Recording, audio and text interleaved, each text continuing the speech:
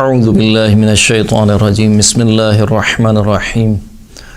الحمد للہ الاول بلا اول کان قبلہ والآخر بلا آخر یکون بعدہ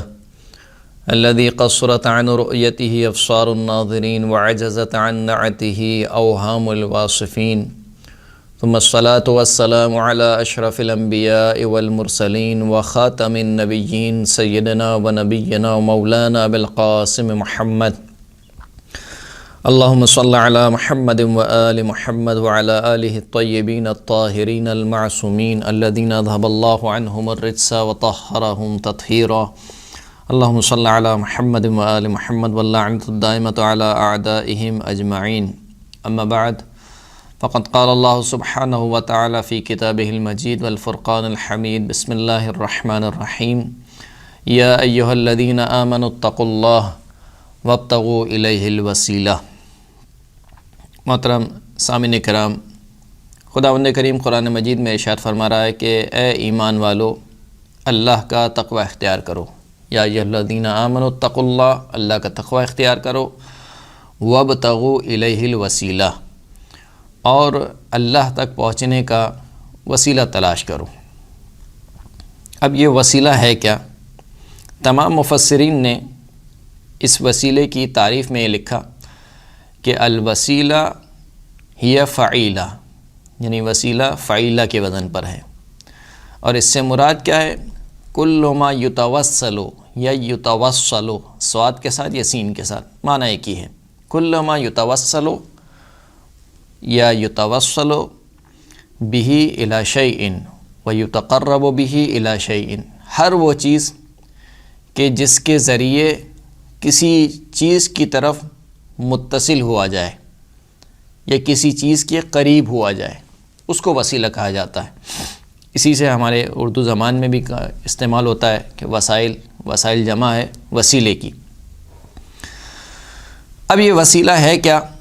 کہ جس کے متعلق خداوند کریم ایمان والوں سے کہہ رہا ہے کہ تقوی اختیار کرو اور اللہ تک پہنچنے کا وسیلہ تلاش کرو۔ اہل سنت مفسرین نے اس وسیلے کی تعریف میں لکھا کہ اس وسیلے سے مراد خداوند کریم کے واجبات ہیں، یعنی واجبات کے انجام دہی، محرمات سے بچو، واجبات کو انجام دو، نماز پڑھو، روزہ رکھو، حج کرو، جو کام اس نے منع کیے ہیں، گانا نہیں سنو، شراب نہیں پیو، مثال کے طور پر زنا سے بچو، محرمات سے بچو۔ یہ جو کام ہے یعنی خداوند کریم کی اطاعت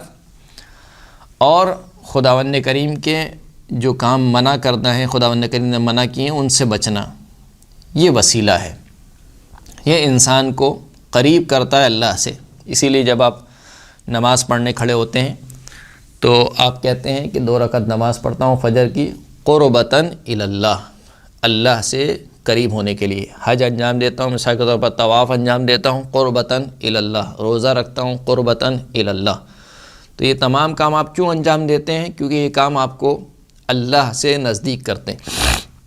تو وہ یہ کہتے ہیں کہ وسیلے سے مراد یہاں پر عبادات کو انجام دینا، یا دوسرے معنی میں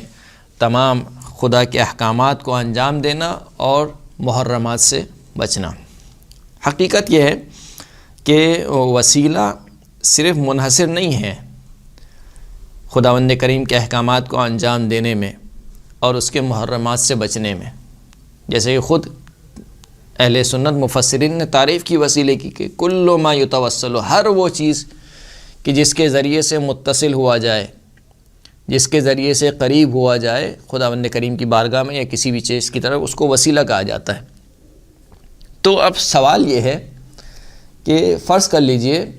کہ اگر وسیلہ منحصر ہے فقط انہی عبادات میں، جو عبادات ہم انجام دیتے ہیں۔ اب اگر میں اپنی بات کروں تو اگر میں صبح کی نماز پڑھتا ہوں، مثال کے طور پر، ایک تو آنکھ اس وقت کھلتی ہے جب بالکل قضا ہونے سے بالکل مثال کے طور پر 5 منٹ کا وقت رہ جائے، اس عالم میں جلدی سے وضو کیا، آدھے سو رہے ہیں، آدھے جاگ رہے ہیں، اور پھر اس کے بعد تکبیر کہہ رہے ہیں اللہ اکبر۔ اس میں بھی مثال کے طور پر جب تک تکبیر کی حالت میں انسان پورے ہوش و حواس میں تکبیر کہتا ہے کہ میں فجر کی نماز پڑھ رہا ہوں، پھر الحم جب شروع ہوتی ہے تو انسان دنیا کے ایک کنارے پہ ہوتا ہے، جب دوسری سورہ شروع ہوتی ہے تو دنیا کے دوسرے کنارے پر ہوتا ہے، رکوع سجود، یہاں تک کہ جب انسان سلام پھیرتا ہے یا سلام پڑھتا ہے تو پھر انسان کی جو فلائٹ ہے وہ لینڈ کرتی ہے اسی جگہ پر جہاں سے اس نے شروع کیا تھا۔ تو یہ جو میری نماز ہے یہ تو فجر کی نماز ہے 2 رکعت، اسی طریقے سے ظہر کی نماز، اسی طریقے سے عصر کی نماز، مغرب و عشاء کی نماز۔ تو میری نماز کا عالم تو یہ ہے۔ حج میں انجام دیتا ہوں تو جیسے ہی حج ختم ہوتا ہے میں یہ سمجھتا ہوں کہ نہ جانے کتنا بڑا قرض تھا جو میں نے اتار دیا، اور جسے کہتے ہیں کہ سینہ چوڑا کر کے میں محلے میں پھرتا ہوں کہ اب تو میں حج کر کے آیا ہوں۔ گویا میرے انداز سے لگتا ہے کہ خدا کا بہت بڑا قرض تھا جو میں نے چکا دیا۔ روزہ رکھتا ہوں تو اس کی کیفیت بھی ہمارے سامنے۔ تو سوال یہ ہے کہ جب یہ ہماری یہ لولی لنگڑی عبادتیں یا ٹوٹی پھوٹی نمازیں مجھے اللہ سے قریب کر سکتی ہیں، تو وہ انسان کامل کہ جس سے کامل تر کوئی انسان نہیں ہے، یعنی میری ناقص عبادتیں مجھے اللہ سے نزدیک کر سکتی ہیں، کیسے ممکن ہے کہ وہ کامل انسان کہ جس سے کامل تر انسان کوئی نہیں ہے، حضرت محمد مصطفیٰ صلی اللہ علیہ وآلہ وسلم، ان کی ذات گرامی مجھے اللہ سے نزدیک نہ کرے؟ جبکہ انبیاء کو، رسولوں کو بھیجا ہی اسی وجہ سے ہے کہ یہ انبیاء اور رسول رابطہ قائم کریں مخلوق اور خالق کے درمیان، یعنی یہ انبیاء اور یہ رسول اللہ کی شریعت لے کر آئے ہیں مخلوقات کی جانب، اور مخلوقات ان کے ذریعے سے یہ پہچانتی ہیں کہ اللہ کی رضا کیا ہے اور اللہ کی ناراضگی کیا ہے۔ یعنی میرا سوال یہ ہے کہ یہ جو آپ کہہ رہے ہیں کہ عبادات کو انجام دینا اور محرمات سے بچنا یہ وسیلہ ہے، تو یہ واجبات اور محرمات آپ کو کس نے بتلائے ہیں؟ کیا خدا خود آیا تھا آپ کو بتلانے کے لیے؟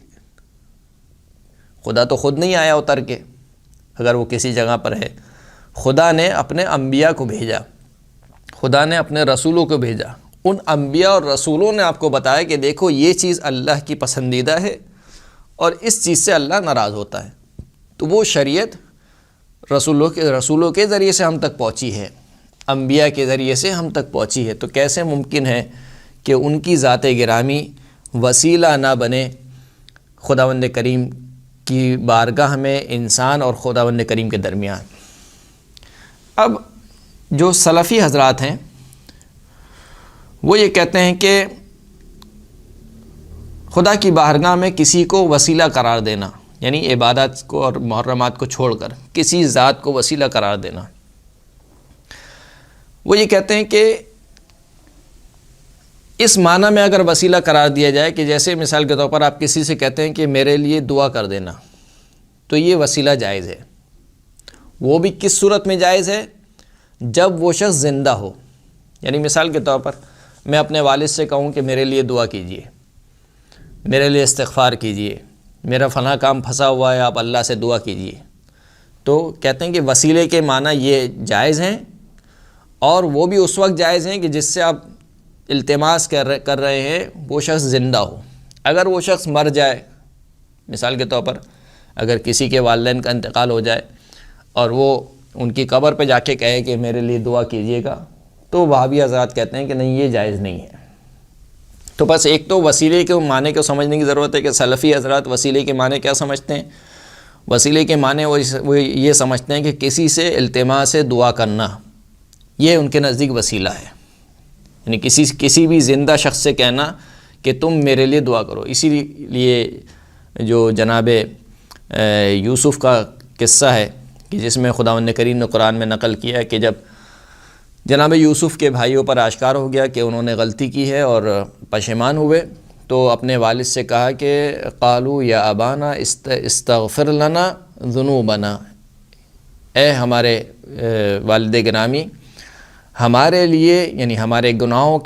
کے سبب اللہ کی بارگاہ میں ہمارے لیے استغفار طلب کریں۔ تو وہابی اور سلفی حضرات کہتے ہیں کہ دیکھیں، ایک تو یہ التماس دعا ہے، یعنی جناب یعقوب کے بیٹوں نے اپنے بابا سے کہا کہ ہمارے لیے استغفار کریں، یعنی ہمارے لیے دعا کریں کہ خداوند کریم ہمارے گناہوں کو بخش دے۔ دوسری بات یہ کہ جناب یعقوب زندہ تھے،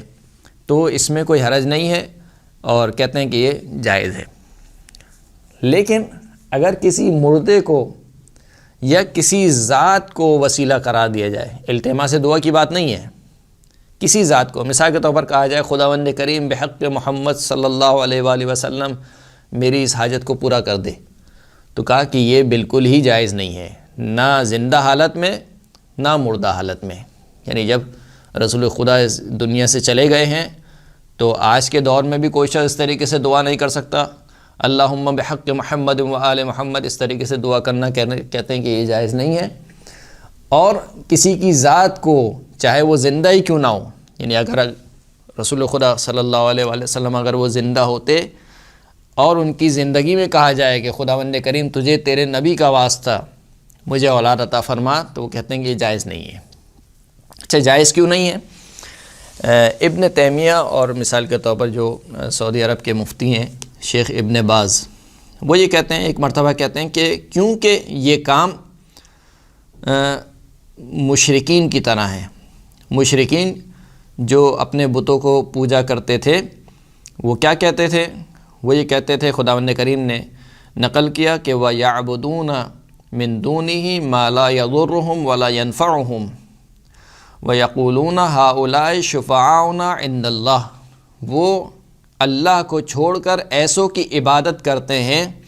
کہ جو نہ انہیں کوئی نقصان پہنچا سکتا ہے نہ انہیں کوئی فائدہ دے سکتا ہے۔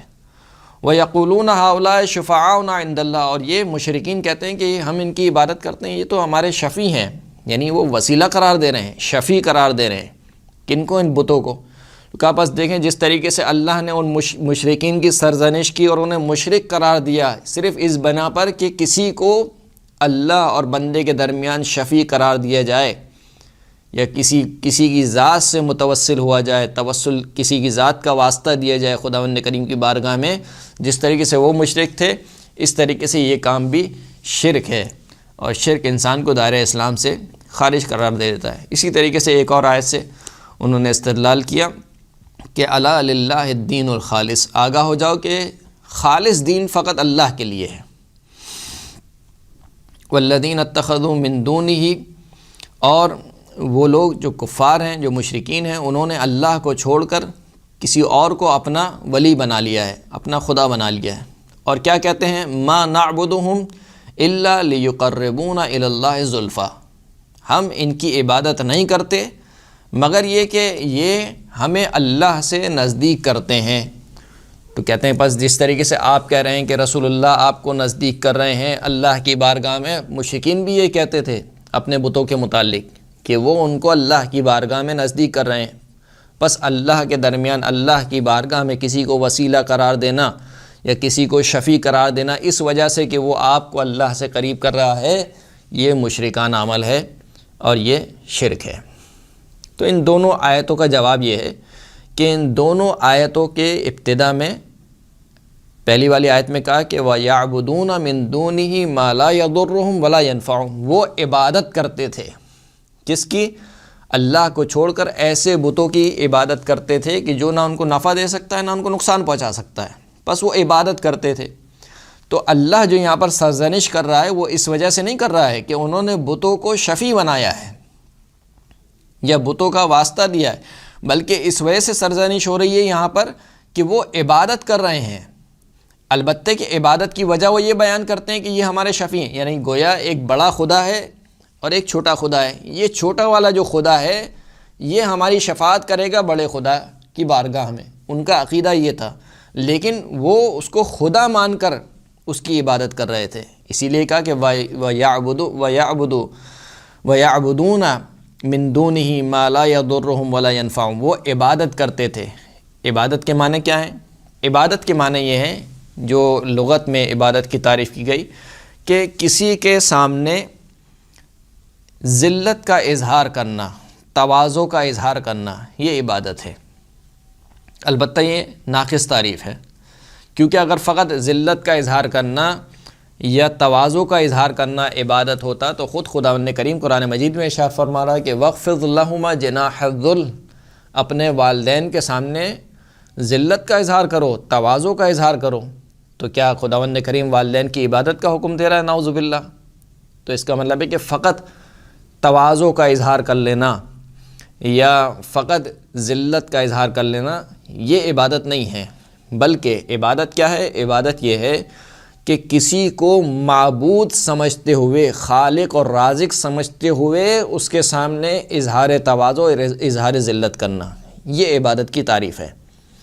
تو وہ کہہ رہے ہیں کہ وَيَعْبُدُونَ، وہ عبادت کیا کرتے تھے، یعنی کیا مطلب؟ یعنی اپنے بتوں کو معبود سمجھتے تھے، اپنے بتوں کو یہ سمجھتے تھے کہ یہ خدا کے علاوہ، مثال کے طور پر اگر ہمیں کوئی اولاد دے سکتا ہے تو فقط یہی ہے جو اولاد دے سکتا ہے، یہی ہے جو ہمیں شفا دے سکتا ہے۔ تو کیونکہ وہ عبادت کیا کرتے تھے اور اپنی عبادت کی علت یہ بیان کرتے تھے کہ یہ ہمارے شفیع ہیں۔ اسی طریقے سے دوسری والی آیت میں بھی مَا نَعْبُدُهُمْ، ہم ان کی عبادت نہیں کرتے، انہوں نے اپنی عبادت کو توجیہ کیا، یعنی جب کسی نے ان سے پوچھا کہ بھائی تم ان کی عبادت کیوں کرتے ہو، ان کو خدا کیوں مانتے ہو،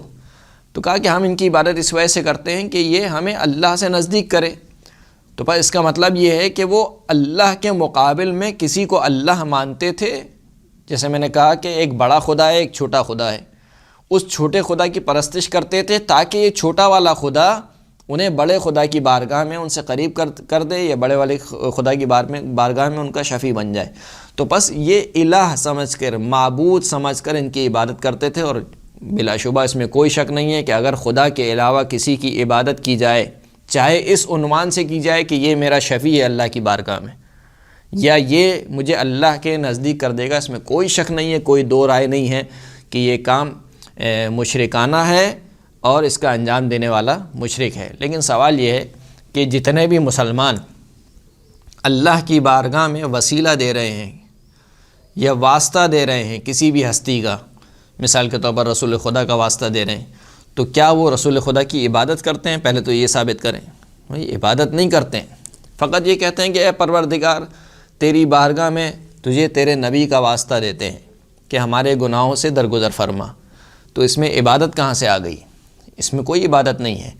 یا مثال کے طور پر کہتے ہیں کہ اے پروردگار رسول خدا کی شفاعت سے ہمیں بہرہ مند فرما، تو اس میں کوئی عبادت نہیں کی انہوں نے، یعنی اس عنوان سے رسول خدا کی ذات گرامی کو شفیع قرار نہیں دیا کہ نعوذ باللہ رسول خدا معبود ہیں یا خدا کو چھوڑ کر ایک دوسرے خدا ہیں جو ہمیں بڑے خدا سے ملوا دے گا، ایسا نہیں ہے۔ تو بس یہ دونوں آیتیں کسی بھی طریقے سے وسیلے کے انکار کے اوپر یا کسی کو شفیع قرار دینے کے انکار کے اوپر دلالت نہیں کرتی۔ اور اگر ایسا ہوتا تو جس طریقے سے خود سلفی حضرات یہ کہتے ہیں کہ رسول خدا کی ذات گرامی شفیع ہے اپنی حیات سے پہلے اور اپنی حیات کے بعد، یعنی قیامت میں، کیونکہ روایات موجود ہیں، مسلمہ روایات موجود ہیں اسلامی مصادر میں کہ وہ مقام محمود جو رسول خدا کو عطا کیا جائے گا، اس سے مراد مقام شفاعت ہے، اور تمام مسلمان اس بات پر متفق ہیں۔ اسی وجہ سے جو سلفی حضرات جو شفاعت کے منکر ہیں، وہ فقط اس دنیا میں جب رسول خدا چلے گئے ہیں اس وقت ان کو شفیع قرار دینے یا وہ شفاعت کر سکتے یا نہیں کر سکتے، اس زندگی میں وہ کہتے ہیں کہ ابھی جب رسول خدا اس دنیا میں موجود نہیں ہے تو وہ شفیع نہیں قرار پا سکتے اور وہ کسی کی شفاعت نہیں کر سکتے، لیکن یہ کہ وہ قیامت میں شفاعت کریں گے۔ تو ہمارا سوال یہ کہ شفاعت کریں گے تو جو آیتیں ابھی منطبق ہو رہی ہیں کیا وہ قیامت میں منطبق نہیں ہوں گی؟ کیا قیامت میں اگر کوئی شخص کہے کہ یا رسول اللہ میری شفاعت کیجئے تو کیا نعوذ باللہ اس نے شرک کیا؟ تو اگر ابھی شرک ہے تو اس وقت بھی شرک ہوگا، اور اگر اس وقت شرک نہیں ہے تو ابھی بھی شرک نہیں ہوگا۔ تو ایک بات تو یہ ہو گئی، یعنی ایک جواب یہ ہو گیا کہ اگر وہ یہ کہتے ہیں کہ یہ کام مشرکانہ ہے تو یہ کام مشرکانہ نہیں ہے، مشرک جو کام کیا کرتے تھے وہ کام بالکل مختلف ہے۔ اور دوسری بات یہ کہ اگر کوئی کام ظاہر میں مشرکین سے ملتا جلتا ہو تو اس کا یہ مطلب نہیں ہے کہ وہ کام بالکل مشرکین جیسا ہے اور اس کا انجام دینے والا مشرک ہو گیا۔ مثال کے طور پر اگر خداوند کریم کہہ رہا ہے کہ ملائکہ سے کہا کہ اے ملائکہ آدم کو سجدہ کرو، تو اب سب کے سب سجدے میں گر گئے۔ اب یہ سجدہ جو جسے کہنا چاہیے کہ تواضع کا عالی ترین اظہار سجدہ ہے، یعنی انسان تواضع، بہت سے طریقے ہیں کہ انسان تواضع کا اظہار کر سکتا ہے۔ سلام کے ذریعے جھک کر، مثال کے طور پر رکوع کر کے، لیکن سجدہ جو ہے وہ عالی ترین اظہار ہے۔ اگر آپ کسی کے سامنے سجدہ ریز ہو جائیں تو یہ تواضع کا عالی ترین اظہار ہے، لیکن اس کے باوجود خداوند کریم کہہ رہا ہے کہ اے ملائکہ آدم کو سجدہ کرو۔ تو کیا نعوذ باللہ ملائکہ نے آدم کی عبادت کی؟ کوئی بھی نہیں کہتا کہ ملائکہ نے آدم کی عبادت کی، بلکہ یہ بالکل اسی طریقے سے جیسے مسلمانوں کو حکم دیا گیا کہ قبلے کی طرف رخ کر کے نماز پڑھو، تو کیا ہم قبلے کی عبادت کرتے ہیں، یعنی خانہ کعبہ کی عبادت کرتے ہیں، یا اللہ کی عبادت کرتے ہیں؟ عبادت اللہ کی کرتے ہیں۔ ملائکہ نے بھی جو سجدہ کیا وہ اللہ کو، کہ یعنی اللہ کے حکم کی تعمیل میں جناب آدم کو سجدہ کیا گیا۔ تو اگر ظاہر میں دیکھا جائے تو جس طریقے سے وہ بت پرست بتوں کے سامنے سجدہ ریز ہیں، تو یہ ملائکہ بھی آدم کے سامنے سجدہ ریز ہیں، تو نعوذ باللہ ان ملائکہ کو بھی مشرک کہہ دینا چاہیے۔ یا مثال کے طور پر اگر مشرکین خانہ کعبہ کا طواف کیا کرتے تھے، تو کیا آج کے دور میں خانہ کعبہ کا طواف کرنا یہ ایک مشرکانہ عمل ہو جائے گا اور طواف کرنے والے کو مشرک کہا جائے گا؟ فرق صرف یہ ہے کہ وہ برہنہ طواف کرتے تھے، آپ احرام میں طواف کرتے ہیں یا لباس میں طواف کرتے ہیں۔ تو ظاہری اعتبار سے کسی فعل کا مشرکین کے ساتھ مشابہ ہو جانا یہ اس بات پر دلیل نہیں بنے گا کہ یہ کام مشرکانہ ہے اور اس کا انجام دینے والا مشرک ہے، اس لیے کہ افعال کی بنیاد انما الاعمال بالنیات، اعمال کا دار و مدار نیت اور انسان کے عقیدے کے اوپر ہے کہ وہ کس نیت سے اور کس عقیدے سے عمل انجام دے رہا ہے۔ اس اعتبار سے وہ کام یا تو مشرکانہ کام ہوگا یا مشرکانہ کام نہیں ہوگا۔ تو پہلی بات تو یہ کہ یہ کام کسی کو وسیلہ قرار دینا یا کسی کو شفیع قرار دینا یہ اس طریقے سے نہیں ہے کہ جس طریقے سے مشرکین اپنے بتوں کو شفیع قرار دیتے تھے یا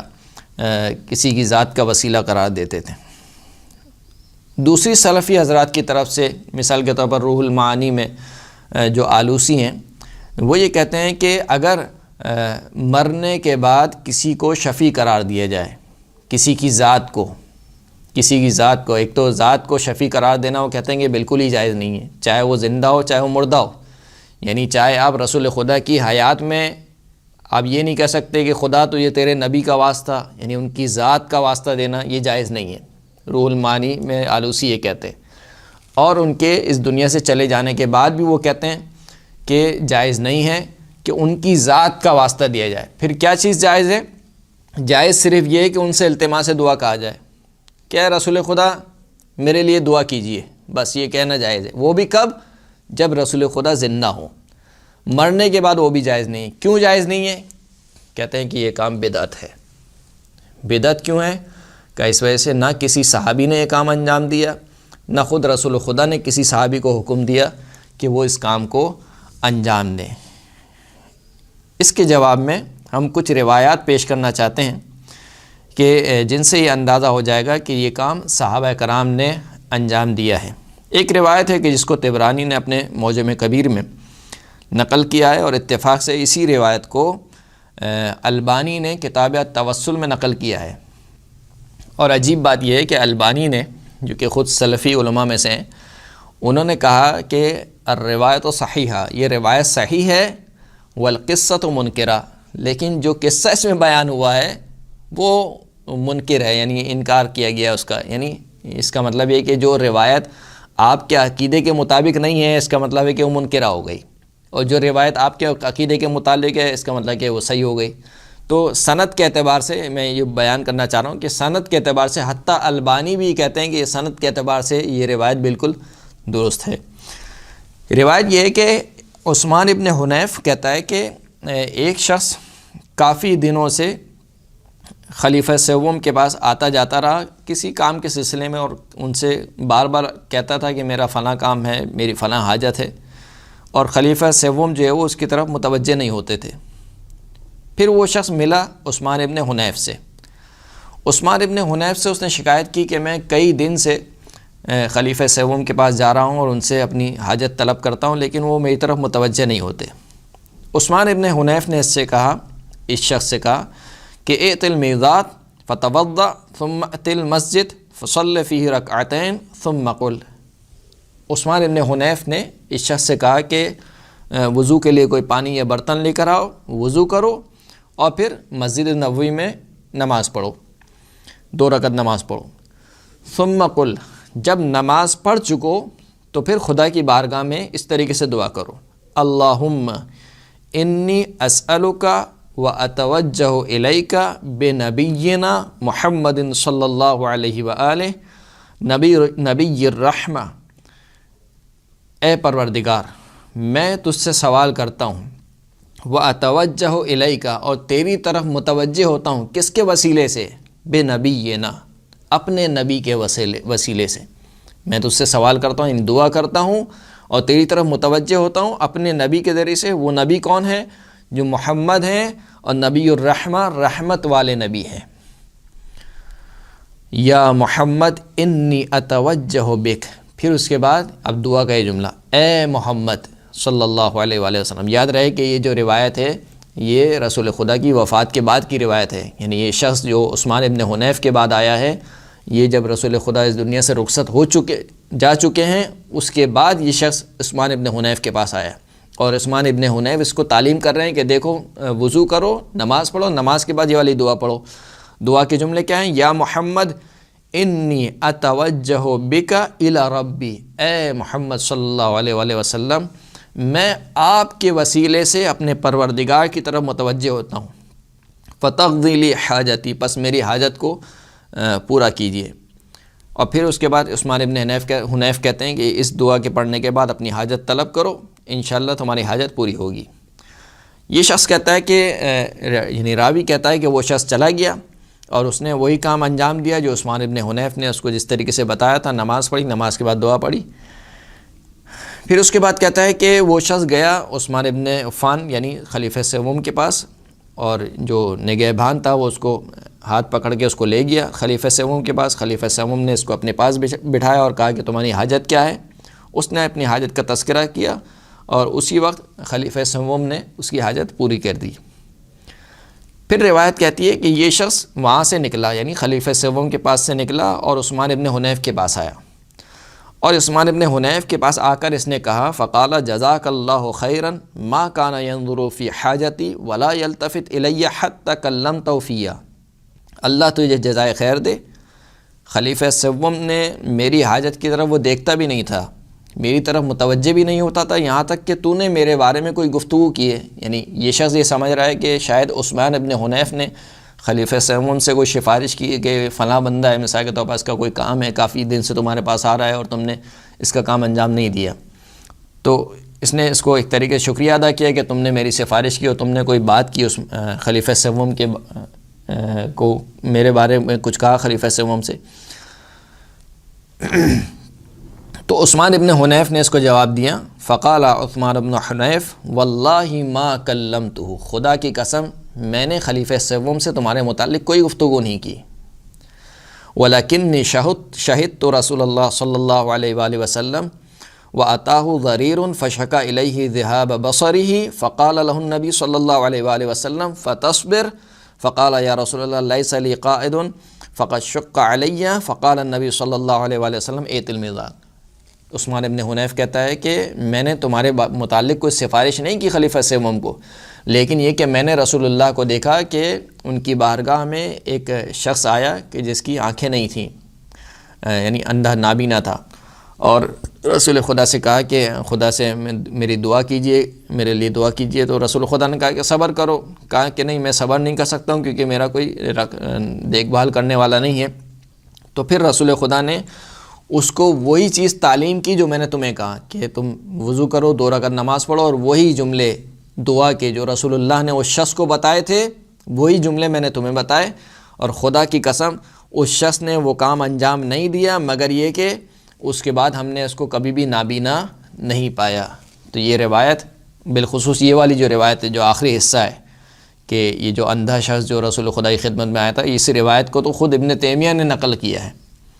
لیکن کہہ سکتے ہیں کہ یہ مثال کے طور پر رسول خدا کی حیات کا قصہ ہے، لیکن خود عثمان ابن حنیف کا قصہ کہ اس نے کسی شخص کو بتایا، وہ بھی کب بتایا کہ جب رسول خدا کی وفات ہو چکی تھی، رحلت ہو چکی تھی، اس کے بعد وہ بارگاہ میں رسول خدا کی بارگاہ میں وسیلہ قرار دے رہا ہے، کس کو؟ خود رسول خدا کی ذات گرامی کو وسیلہ قرار دے رہا ہے۔ اب یہاں پر جو سلفی حضرات ہیں وہ کیونکہ روایت تو صحیح السند ہے، خود ان کے علماء نے نقل کی ہے، تو اب کیا کریں، تو اس روایت میں کچھ پیون کاری کرتے ہیں۔ وہ پیون کاری کس طریقے سے کرتے ہیں؟ کہا دیکھیں یہاں پہ جو اس روایت میں کہا گیا کہ اللہم انی اسألک و اتوجہ الیک بنبینا، یہاں پر ایک محذوف ہے۔ کہا کہ وہ محذوف کیا ہے؟ کہا وہ محذوف یہ ہے کہ اللہم انی اسألک و اتوجہ الیک بدعاء نبینا، دعا کا لفظ یہاں پر محذوف ہے، یعنی اے خدا میں تجھ سے سوال کرتا ہوں، تیری طرف متوجہ ہوتا ہوں، کس چیز کے ذریعے سے؟ بدعاء نبینا، رسول خدا کی دعا کے ذریعے سے، اور وہ بھی کب کی بات ہو رہی ہے؟ جب رسول خدا اس دنیا میں موجود ہے۔ یہ خلاف ظاہر ہے، کوئی بھی عربی پڑھنے والا شخص اور عربی جاننے والا شخص اس دعا کے جملے اگر دیکھے گا تو یہی کہے گا کہ یہاں پر خود رسول خدا کی ذات گرامی کو وسیلہ قرار دیا گیا ہے۔ جیسے کہ اس کے جملے ہیں، ایک تو اتوجہ الیکا، میں متوجہ ہوتا ہوں تیری طرف، کس کے ذریعے سے؟ بے نبی، یہ کہنا متوجہ ہوتا ہے انسان کس کے وسیلے سے؟ تیرے نبی کے ذریعے سے، یعنی ذات رسول خدا کو وسیلہ قرار دیا گیا۔ پھر اس کی تاکید کی گئی نبی الرحمہ کے ذریعے سے۔ پھر اس کے بعد کہا یا محمد، پکارا گیا رسول خدا کو، یا محمد انی اتوجہ بکا، میں آپ کے وسیلے سے اللہ کی بارگاہ میں متوجہ ہوتا ہوں۔ تو بہرحال یہ ایک تحکم جسے کہتے ہیں اصطلاحی زبان میں، کہ یہ اپنی رائے کو تھوپنے سے کے علاوہ اور کچھ نہیں ہے۔ تو یہ ایک روایت ہے جس کو خود سلفی حضرات نے نقل کیا۔ اس کے علاوہ بھی بہت ساری روایات ہیں، میں بس ٹائم زیادہ ہو رہا ہے کہ ایک دو روایت آپ کی خدمت میں اور عرض کر دوں کہ جب جناب فاطمہ بنت اسد سلام اللہ علیہ اس دنیا سے رخصت ہوئیں تو رسول خدا کے اوپر بہت گرا تھا ان کا رخصت ہونا۔ رسول خدا نے ان کی قبر بنوائی اور خود بنفس نفیس ان کی قبر میں اترے اور اپنے پیراہن مبارک میں جناب فاطمہ بنت اسد کو کفن دیا اور ان کی لحد بنائی اور الفاظ کہے کہ یا امی بعد امی، اے میری ماں کے بعد میری ماں، یعنی فاطمہ بنت اسد وہ ہیں کہ جنہوں نے رسول اللہ کی اس طریقے سے پرورش کی ہے کہ جس طریقے سے ایک ماں اپنے بچے کی پرورش کرتی ہے، اور اس کا اعتراف خود رسول خدا کر رہے ہیں کہ اے میری ماں کے بعد میری ماں۔ کون ماں؟ جو خود رسول خدا کے الفاظ ہیں، جو خود بھوکی رہی لیکن مجھے کھانا کھلایا،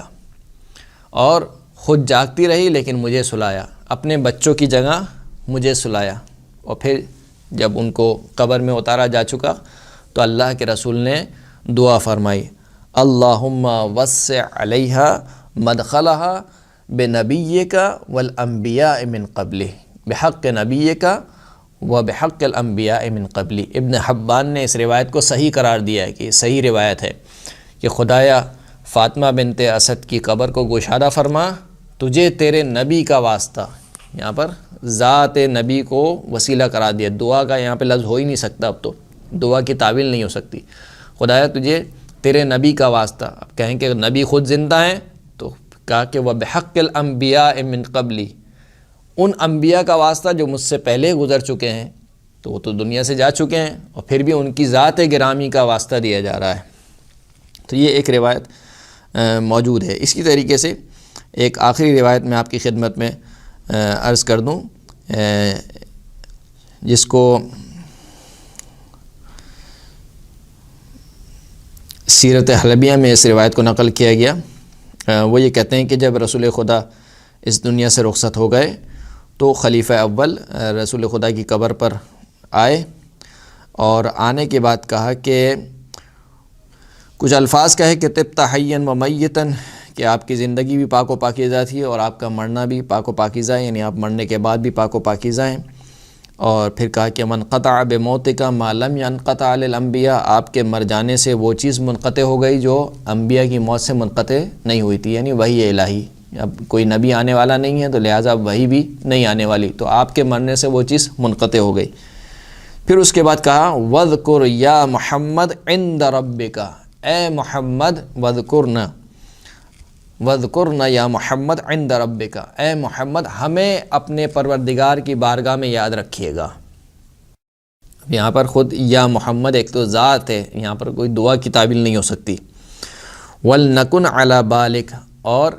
ہم آپ کے ذہن میں رہیں، یعنی ایسا نہ ہو کہ ہمیں بھلا دیں وہاں پر پہنچ کر، بلکہ جب ہم جائیں یا آپ وہاں پر پہنچ چکے ہیں تو ہمارا خیال رکھیے گا، خدا سے ہماری سفارش کرتے رہیے گا۔ تو خود ذات محمد مصطفیٰ صلی اللہ علیہ وآلہ وسلم کو وسیلہ قرار دیا گیا۔ ایک اور مشہور قصہ جو خود اہل سنت کی کتاب میں نقل ہوا ہے کہ جب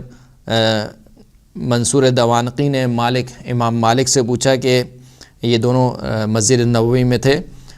منصور دوانقی نے کہا کہ یا ابا عبداللہ استقبل القبلۃ وادعو ام استقبل رسول اللہ، کہ جب میں دعا کروں تو کیا قبلہ رخ ہو کے دعا کروں یا قبر رسول کی طرف رخ ہو کر دعا کروں، کس طرف ہو کے دعا کروں؟ تو مالک نے جواب دیا، امام مالک نے، لما تصرف وجہک عنہ، کیوں اپنے چہروں کو رسول خدا سے موڑتے ہو، وہوا وسیلتوں کا، وہ تمہارے وسیلہ ہیں، وہ وسیلہ تو ابی کا، نہ صرف تمہارے وسیلہ ہیں بلکہ تمہارے باپ جناب آدم کے وسیلہ ہیں، کس کی بارگاہ میں؟ اللہ، اللہ کی بارگاہ میں، یوم القیامہ، قیامت کے دن۔ بل استقبلہ واستشفع بھی فیشفعک اللہ، بلکہ اپنے جو رخ ہے وہ رسول خدا کی طرف کرو اور رسول خدا کو شفیع قرار دو، واستشفع بھی، یعنی رسول خدا کو اپنا شفیع قرار دو، فیشفعک اللہ، تو پس اللہ آپ کی جو شفاعت ہے، رسول خدا کی جو شفاعت ہے وہ اپنی بارگاہ میں قبول کرے گا اور رسول خدا کے وسیلے سے آپ کی حاجت کو پورا کرے گا۔ خود قرآن مجید کی آیت ہے کہ وَلَوْ أَنَّهُمْ إِذْ ظَلَمُوا جَاءُوكَ فَاسْتَغْفَرُوا اللَّهَ وَاسْتَغْفَرَ لَهُمُ الرَّسُولُ لَوَجَدُوا اللَّهَ تَوَّابًا رَحِيمًا، کہ اے حبیب اگر یہ اپنے نفسوں پر ظلم کر چکے اور پھر اس کے بعد آپ کی بارگاہ میں آئیں، اب یہاں پر آپ کی بارگاہ میں آئیں، یہاں پر زندہ اور مردہ کوئی قید نہیں لگائی گئی کہ آپ جب زندہ ہوں آپ کی بارگاہ میں آئیں، یہ آپ جب مر جائیں نعوذ باللہ یعنی اس دنیا سے رخصت ہو جائیں تو آپ کی بارگاہ میں آئیں، کوئی قید نہیں ہے، چاہے آپ زندہ ہوں چاہے آپ اس دنیا سے رخصت ہو چکے ہوں، اگر یہ آپ کی بارگاہ میں آئیں ظلم کرنے کے بعد، یعنی گناہ کا ارتکاب کرنے کے بعد آپ کی بارگاہ میں آئیں، واستغفر اللہ، اور اللہ سے استغفار کریں، واستغفر لهم الرسول، اور ہمارا رسول بھی ان کے لیے استغفار کرے، تو لوجد اللہ تواب الرحیم، تو یقیناً یہ اللہ کو بہت زیادہ بخشنے والا اور بہت زیادہ مہربان پائیں گے۔ وآخر الدعوانا الحمد للہ رب العالمین۔